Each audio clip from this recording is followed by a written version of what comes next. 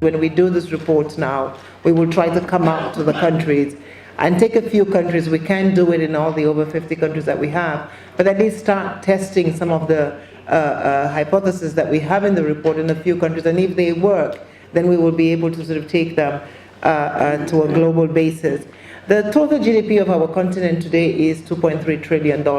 This report tells you that we can at least increase our GDP and tax collection from 12 to 22%. So that is about $230 billion. If you unpack $230 billion, it essentially means that by bettering our tax collection efforts, we can power Africa. By bettering our tax collection efforts, we can actually finally build the famous Cape to Cairo road, which will connect our continent. By bettering our tax collection efforts, we can actually essentially ensure that every woman and child on the continent has access to good health care, because we just did a report that said all we need is $66 billion. So I think that the key of the report is essentially saying, yes, we do need to go out and raise additional resources for our development, but that if we made the effort, we are rich enough. If we made the effort, we have enough resources on the continent to be able to power our economy. We are a decade away from Agenda 2030, from achieving the Sustainable Development Goals, and we always say there is a financing gap. We've estimated the financing gap in the report at about $630 billion. I gave you the lower end of the bar. The report says we can increase it from 12% to 22%. If we only did the 12%, we are at $230 billion. If we did the 22%, we would be at $460 billion. So if we became that ambitious, we could do really well. One of the ways of becoming that ambitious is, of course, through the digital age. We have seen, I think, amazing experiences and amazing examples, and I think back to your comment, you know, Rwanda has been able to increase its tax to GDP ratios by 6%. Because of digitization. And when we talk about digitization, we don't talk about it for the sake of it. For us to get to Agenda 2030, we must get there with the private sector. We cannot get there as the public sector. So the public sector is going to lead, but the private sector is going to be leveraged 20%, 30%. For that to happen, digitization ensures that time it takes to pay taxes drops. South Africa has done that by 22%. They have saved processes and procedures. Sometimes people don't pay taxes not because they don't want to, but because it takes 380 days. If you were only paying taxes, you would not run your business. So we need to be able to bring that down, bring those numbers down. South Africa has brought them down to half a day. I think that all of us can do that, and by doing that, we actually increase our tax collection efforts. This is what the report is talking about. I think the beauty of the report is that it also uses African examples. So you can go to your neighbors, you can go to South Africa, you can go to Rwanda, you can go to Uganda, so the examples are within reach. We are not giving you examples of what Singapore has done. Eventually we would want to do better than Singapore. But I think that when you look at what Morocco has done, we can essentially begin to say we can get there, and we can get there well. We are sitting in a country today, Morocco, that has a tax to GDP ratio of about 25%. But they are actually reducing the VAT from 25% to 17%, and the tax on societies from 17 to 10, which means that decrease can actually get better if you improve collection and if you improve administration. So there are some good examples that you can actually look at across the globe. The importance of this report for us, and the team has worked really hard, and I take the cue from our last speaker from Sudan. I don't know if you have in front of you, but I had asked the team as we were working on the report to produce a sheet of the data gaps. And yes, we are discussing fiscal policy and how you do fiscal policy and whether you're doing counter-cyclical or pro-cyclical. But if we cannot get the data, we cannot do the analysis in the way that it can. And I think that in 2019, as African countries, we cannot say that we do not have the right fiscal data to do the right analysis. So if there is only one thing that we take away from here, let us at least pledge that when we meet in 6 months, not in 1 year, in 6 months, this sheet will now be filled by every country, and we will have the data, because you collect the data. And if you don't, our colleagues from the African Statistics Center hopefully will be able to come out and help you collect that data so we can work together on it. Because if we don't have the right data, we cannot make the right policies. And I think that that's the first message from this report is let's get the data. The second message from the report is once we have the data, we can actually do good policy. We now know where to look, we now know what to look. I think the beautiful thing about the report is it gives us options. It's either you're doing counter-cyclical fiscal policy options, you're changing your tax base. Many of us are not taxing agriculture or property rights, or for our revenue and resource-rich countries, maybe we're looking at base erosion and saying, can we stop price shifting and can we create? In many of our countries today, we do actually have the office for large taxpayer services and for mining, but they're not open and they're not effective. Can we do that? So I think it's not a one-size-fits-all, we acknowledge that, and I think that our teams are now willing and ready to come out to you and see which part of, the policy options, there are 5 of them, collectively, some of you will do 2, some of you will do 3. ECA has just launched a Digital Center of Excellence. We are already beginning to work on how you combine the digital age with the fiscal policy environment. So we will be very happy and very willing to come out and see how you can bring those 2 things together to ensure that we improve revenue collection. If we do not improve revenue collection on the continent, we will not make the SDGs. So I think this is the story of how we move forward on that. The good news is, and I think it's impossible to have a meeting in Africa today without talking about the CFTA, and I just see that the Minister for Ethiopia has joined me. Hi, how are you? You are our last ratifying country. Let's give them a round of applause. I think as we look at fiscal policy, there's always a question about does trade and does the CFTA reduce tax collection? We have collectively done a study at the ECA that shows no, on the contrary. What is going to happen is we're going to trade more, we're going to collect more taxes because there's going to be more business. But the IMF has also done a study that shows the same. It has the same result, that actually the CFTA, global regional value chains, are actually fiscal policy enhancing, revenue enhancing policies. So I think it all just demonstrates that as a continent we're going in the right direction. If we put in place the right governance systems, and governance and leadership are the most important parts of the story, we will be able to meet Agenda 2030, and the goal is not as ambitious as we think. On that note, I thank everybody for coming, and say that we're hoping that you would invite us to your countries to come and see now how we actually put the results of this report into being and into action, and have a lot more African countries that are hitting the 25% tax to GDP ratios. Thank you. Thank you, Excellency.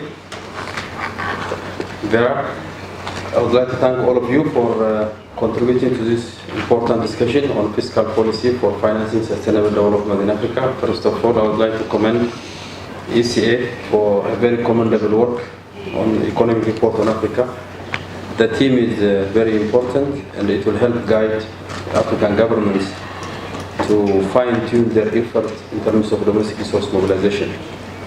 Fiscal policy is a very important macroeconomic instrument government has in terms of domestic resource mobilization, improving quality of spending, and as well as debt management as well. It is the only way we can sustainably finance our development goals, to transform our economies and to create jobs and to inclusive growth. Therefore, domestic resource mobilization is fundamental for all of us, African government, and that is the only way we can own our development to sustainably finance our very important macroeconomic and development objectives. In Ethiopia, we gave a very important focus on domestic resource mobilization recently as part of the broader reform in economic sector that we are undergoing recently to unleash the potentials of the private sector, and also fine-tuning the role of the government in the whole development effort. Interministerial team has been established to increase domestic resource mobilization. The potential of resource mobilization is very huge, but the current is short of what we have to collect in terms of tax to GDP ratio, and therefore we are working to address these gaps. The team is working on fine-tuning and reformulating various legislations regarding tax and domestic revenue mobilization. And definitely this year's economic report on Africa on fiscal policy for financing for development, which give us on fiscal options, on tax policy options, and on non-tax revenue options, as well as on tax administration options, and also on policy options for natural resource sector, as well as also on the role of digitization on enhanced revenue mobilization. It is very important analytical work. And we are already in discussion with Vera that we need ECA to work with us closely on how to use the recommendations of this report to reflect and analyze to the challenges and opportunities we face at country level in Ethiopia in particular. Therefore, it's very commendable work. It will help us a lot on analytically how to improve our effort on domestic resource mobilizations. And today's discussions and contributions from various excellencies as well as also distinguished panelists and discussants are very important. That will facilitate for us to learn from each other to improve on our fiscal policy to sustainable development, inclusive growth, and job creation as well. Thank you very much. They deserve a round of applause for a job well done.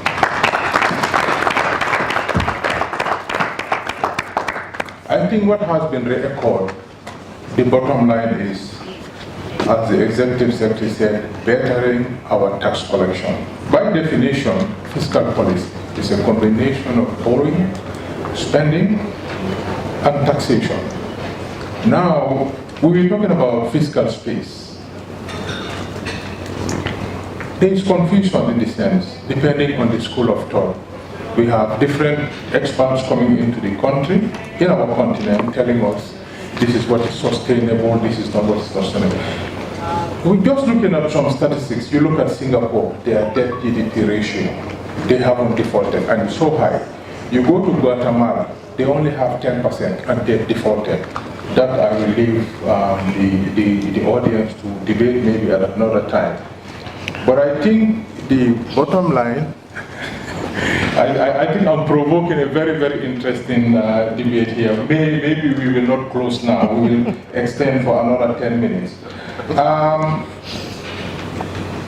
Mr. Lowe, Mubarak Lowe complained the evaluation of Senegal, ranking them in doing business.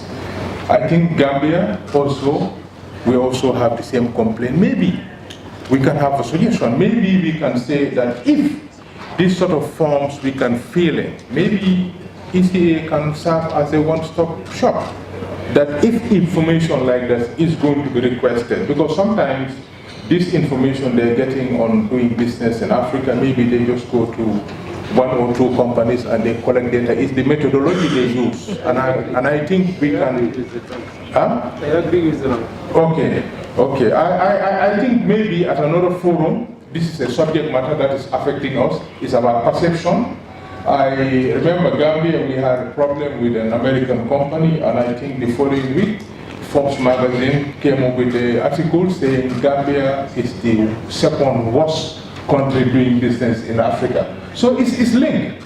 And they were studying tangible, no evidence showing that what happened, but because of this sort of information that is going back. But if we use our own institution, ECA, credible, with integrity, I think we can maybe come up with some sort of a resolution, maybe at the AU level, to say that information like this, you cannot go country to country, but it is also our responsibility to make sure that we provide the information, not only credible, but also timely to ECA. Here I'm talking about the municipalities. I think municipalities continent-wide, I think these are figures, these are statistics that at the government, at the macroeconomic level, we don't gather. But they are eyesores, really. I think if we can also look into the behavior and the performance of our municipalities, the responsibilities that they're supposed to take over, maybe these are things that ways of even reducing at the macroeconomic level the expenditure. The electricity, the water, all of these things, they will always say that it's not their responsibility. I think these are issues that at another forum we should be able to address. On that note, I respectfully salute the team of ECA, and I hope we will be able to have another session where whatever is being discussed today, we have provoked many thoughts, and I hope we will be able to deepen and come up with something much more tangible, much more evidence in order to help finance ministers make informed decisions. On that note, I thank you very much, and I wish you all the best. All the best. Thank you. Can I answer to your question on 10% and 20%? Okay, I'll be easy. I think she wants to answer one issue that I raised, and then she'll also give her closing remarks. He's my minister from the Gambia. We used to work a lot together, so I'm very, very happy to see you again. This is really great. Two things I think that he mentioned in terms of debt and ratios and different countries. I think it's not so much the debt level, it is also the debt level that matters, but it is also sometimes interest payments. So when you look at Nigeria, Nigeria's debt to GDP is 20%, interest payments are 35% of their expenditure, which means there's no fiscal space. So in some sense, what we look at are the two numbers. We look at the level debt to GDP. If you look at Italy, Italy's debt to GDP is 110%. It's all in local currency, so it doesn't really matter. They're just owing themselves inside their country, and they don't owe anybody, so they can't go bankrupt. And that's probably the example. When you have high numbers and you're not going bankrupt, it's because you just owe yourself. If you have 70% and it's all in dollars and you owe somebody else, then you have to pay. And you could actually go bankrupt. So I think when we look at debt to GDP, we look at both what is your debt to GDP, but also in what currency is it denominated. That's one part of it. And the second part of it is, of course, how much of the taxes that you collect are you putting to paying the debt? And so in a country like Nigeria, I don't want to go to another country. I think, which one did you mention, Colombia? Yeah, Guatemala. Guatemala. I don't know what the numbers in Guatemala are, but probably what is happening in Guatemala is that they have no fiscal space because 30%, over a third of all the taxes they collect, is being used to service their debt, and which means then eventually it's not sustainable. So I think those are the two, and so sometimes when we look at those comparisons, we need to unpack it a little bit to see what exactly it is that we are talking about when we talk about debt to GDP. It is a big problem. But without further ado, I think we've heard all the messages on the report. I want to, like you, join my name to really, really thank the team. I know that Adam and his team have put a lot of effort into this with your help giving us the data, and I come back to the data. But maybe, I don't know who is here from the team, maybe you guys should stand up, let's, because they haven't slept, so they haven't slept for 2-3 weeks. So please just stand up, let's thank you for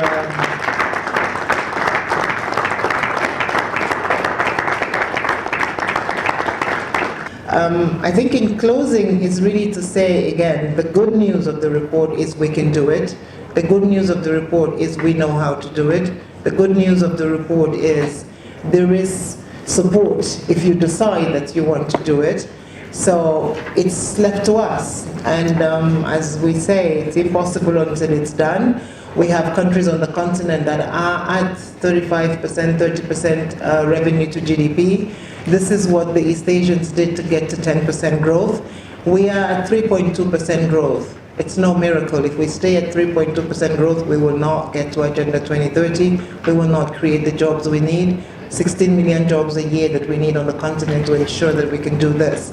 So I think that the challenge is launched, but it's not such a big challenge because we know we can do it. And the issue is, do we make that commitment and that pledge that we will move forward from here and do it as we should. ECA at least, I think, is ready and willing to commit to coming to Sudan, coming to the Gambia, coming to Ethiopia to work with you.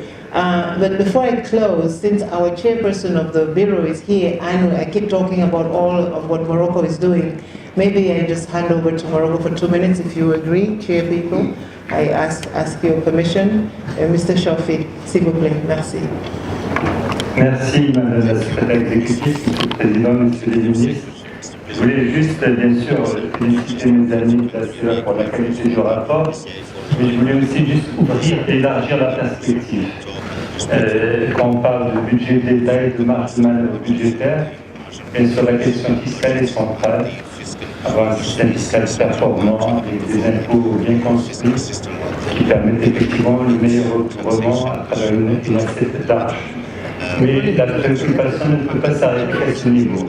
Il faut agir sur l'ensemble des leviers possibles. Dans l'expérience marocaine, un élément qui a été important dans notre parcours, ça a été aussi le traitement de la sphère publique, l'ensemble des établissements publics, qui parfois sont une charge, et comment faire que la rationalisation, la réforme du secteur public puisse aussi générer des recettes, y compris dans une séquence de privatisation. Le Maroc a eu des recettes de l'ordre de 8 milliards de dollars liées à des opérations de privatisation qui n'ont pas été utilisées dans les dépenses de fonctionnement et dont la moitié des recettes a été dans un fonds d'investissement. Qui a joué un effet de levier et qui a rendu possible un certain nombre d'opérations qui étaient inenvisageables. À un moment donné, on a eu une capacité de financement de l'infrastructure grâce à ce fonds d'investissement. Donc la dimension privatisation est une dimension importante qu'il faut aussi avoir dans l'agenda, là où c'est possible. Quand on parle de fiscalité, souvent on parle de trois types d'impôts, les trois principaux impôts, l'impôt sur le revenu, l'impôt sur les sociétés, la TVA, et aussi les taxes intérieures de consommation. Il y a un levier important, la fiscalité sur le tabac, sur les produits énergétiques, sur un certain nombre de... Quand vous consommez cette bouteille, j'ai ici un marquage. Je sais chaque bouteille produite à la minute produite qui l'a produit. Et donc j'ai une assiette maîtrisée. Là aussi, il y a des enjeux importants, il y a des fuites importantes de recettes dans un certain nombre de pays parce que l'assiette n'est pas suffisamment maîtrisée. Et puis quand on parle d'endettement, bien sûr, il y a les ratios. Mais là aussi, comme je l'ai dit l'autre jour, il n'y a pas de dogme. Nous sommes des pays en voie de développement. Quand je vois le ratio moyen de 50%, on peut avoir plus d'endettement. Mais encore faut-il avoir les moyens du financement d'endettement. Et donc, plus vous développez vos marchés de capitaux, plus vous donnez à l'État la possibilité de se financer en dehors d'un financement bancaire qui exerce un effet d'éviction sur l'économie. Et plus vous aurez des réformes de vos régimes de pension, de retraite, vous pouvez être en situation d'émettre des bons du Trésor avec un marché qui gagne en profondeur, parce que le bon du Trésor devient un instrument liquide qui permet aux opérateurs de faire un certain nombre de... Plus vous développez ces instruments, plus vous améliorez vos marges d'endettement et de capacité d'endettement sans effet d'éviction, sans que le financement de l'État ne porte préjudice à l'économie. Parce que c'est là où il faut trouver le bon dosage. Et puis après, bien entendu, plus vous avez des politiques macroéconomiques saines, plus vous êtes en situation d'aller vers des agences de notation, plus vous pouvez capter les financements internationaux à travers des sorties sur les marchés. Donc en fait, le spectre est très large et c'est cette action plurielle qui permet de donner de nouvelles marges à l'État. Et pour la question des IDE, l'expérience marocaine montre que la question fiscale n'est pas déterminante. Pendant 50 années, Tanger, la région du nord du royaume, bénéficiait d'une fiscalité 2 fois moins importante que le reste du pays. On avait un taux d'IS qui était de moitié inférieur au taux national. Il n'y a pas eu d'investissement pour autant. Mais quand nous avons mis le port à Tanger, et quand on a mis l'autoroute, et quand on a mis la zone industrielle, et quand on a mis l'environnement d'investissement, aujourd'hui nous n'arrivons plus à suivre la demande. La zone industrielle de Tanger s'est densifiée en 4 ans, et eu 400 entreprises qui sont installées. Donc c'est aussi l'environnement, c'est l'infrastructure, c'est la logistique qui sont déterminants. La fiscalité est un atout, mais dans toutes les enquêtes que nous faisons, elle vient au Maroc en 7e place. Quand on s'adresse aux investisseurs qui s'intéressent à nous, ce qui vient en première place, c'est la lutte contre la corruption, c'est la gouvernance, c'est les facilités, c'est la clarté de la règle et le respect de la règle. Je vous remercie.